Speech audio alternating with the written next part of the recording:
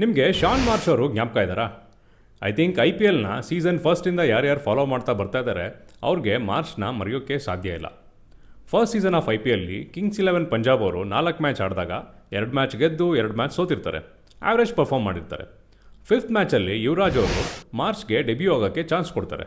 ಆ ಮ್ಯಾಚಲ್ಲಿ ಮಾರ್ಷ್ ಅವರು 84 ನಾಟ್ಔಟ್ ಆಗಿ ಅಗೇನ್ಸ್ಟ್ ಡೆಕ್ಕನ್ ಚಾರ್ಜರ್ಸು 165ನ ಚೇಸ್ ಮಾಡಿ ಪಂಜಾಬ್ ಅವ್ರನ್ನ ಗೆಲ್ಲಿಸ್ತಾರೆ.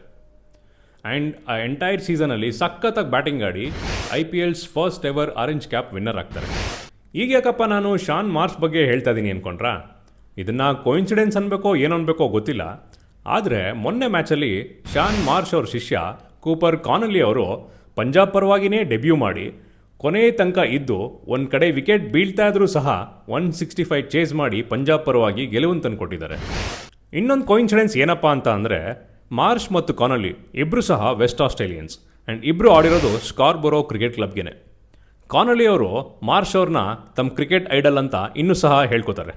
ಇಬ್ಬರದು ಕೂಡ same stance, same bat tap, same cover drive, even ನೀವು some of the shots compare ಮಾಡಿದ್ರೆ ಆಲ್ಮೋಸ್ಟ್ ಸಿಮಿಲರ್ ಇದೆ.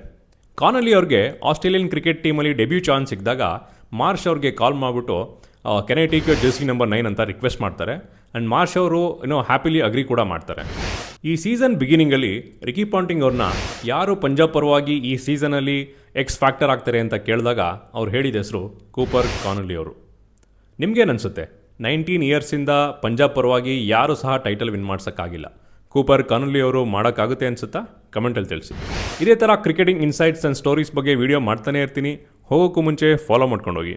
C you in the next video.